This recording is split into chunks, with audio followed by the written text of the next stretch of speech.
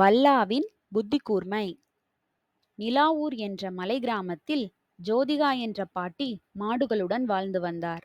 ஜோதிகா பாட்டி மாடுகளுடன் வல்லா என்ற எருதுவையும் வளர்த்து வந்தார். பாட்டியைப் போலவே வல்லாவிற்கு வயதாகிவிட்டது. ஜோதிகா பாட்டி தனிமையில் அமர்ந்து கொண்டு, இவனை கவனித்துக் கொள்ள முடியவில்லையே, விற்றுவிடலாமா என்று யோசித்தார்.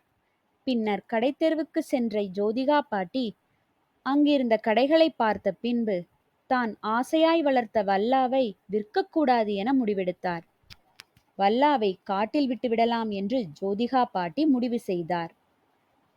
என்னால உன்னை பார்த்துக்கவும் முடியல, உன்னை விற்கவும் மனசு வரல, அதனால உன்னை காட்டிலேயே விட்டுடுறேன், உன் திறமை போல பொழைச்சுக்கோ வல்லா என கூறிவிட்டு வல்லாவை காட்டிற்குள் விட்டுவிட்டு பாட்டி சென்று விட்டார்.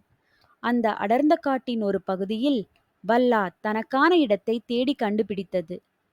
அடடடே, இருக்க இடம், குடிக்க தண்ணீர், சாப்பிட பல வகையான புல்செடிகள் உள்ளன, நாம இங்கேயே இருந்து விடலாம் என வல்லா முடிவு செய்தான்.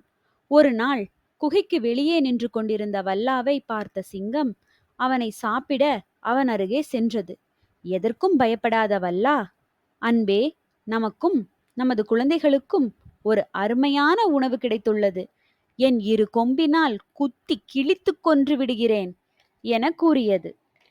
இதை கேட்ட சிங்கம் திரும்பி சென்றது. வழியில் நரியை பார்த்தது. ஏன் சிங்கராஜா, இவ்வளவு சோகமாக வருகிறீர்கள்? குகைக்கு அருகே ஒரு பெரிய எருது ஒன்று உள்ளது, அது என்னை குத்தி கொன்று விடுவேன் என மிரட்டுகிறது. அட சிங்கராஜா, எனக்கே உங்களை பார்க்க காமெடியாக தெரிகிறது. அப்படி உங்களை பயமுறுத்தியவன் யார் என பார்ப்போம், வாருங்கள். நரியும் சிங்கமும் வல்லன் இருக்கும் குகைக்கு அருகில் சென்றது. டேய், உள்ள என்ன பண்றீங்க? வெளியே வாங்கடா என் செல்லங்களே. சும்மா சும்மா தொந்தரவு பண்ணிக்கிட்டு இருக்காங்க, வாங்கடா இவங்களை காலி பண்ணிரலாம் என கூறியவுடன் நரியும் சிங்கமும் தெரித்து ஓடின.